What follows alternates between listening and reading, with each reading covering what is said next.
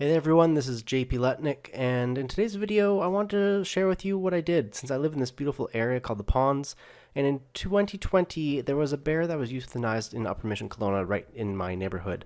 It was a little bit down the street, but it doesn't really matter, it's pretty much in the same area. And since I live on the edge of the forest, it's good to be bear smart. So I built this storage shed for the garbage bins and yard waste bins.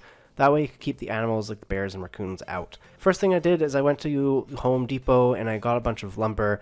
Thanks to one of my friends with a big SUV, we got the lumber here as well as a moving truck. So first thing is getting the treated wood and putting it together as a base. And I just used some wood screws for this. And of course my assistant Sol here was definitely helping to manage and oversee the project.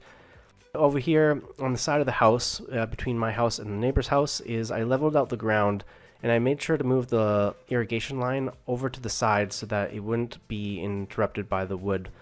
So that after putting the treated wood together, I came over and I put it onto the leveled area, and that formed the base. After I was done forming the base, I cut different cedar planks into 3-foot lengths, and I used this to form the rest of the base for the shed.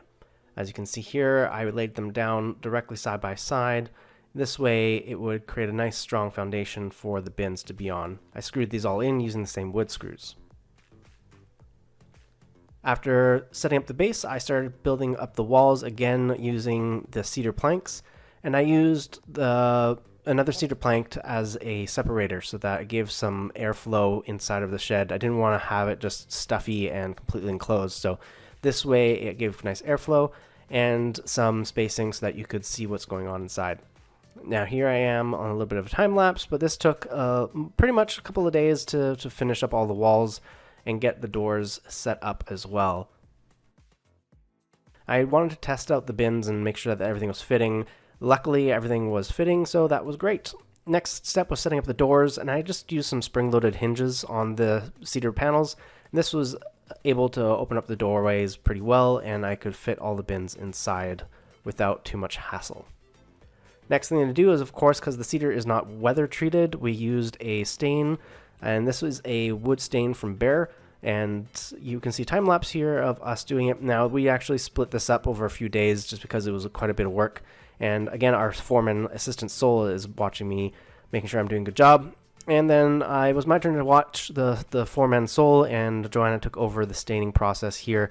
And as you can see, this is sped up quite a bit. But here is the end result, and we're pretty happy with it. It's been working out quite well. It's a beautiful little stained enclosure. This helps to keep the animals outside of the garbage cans, and I would highly recommend, if you can do this, do it.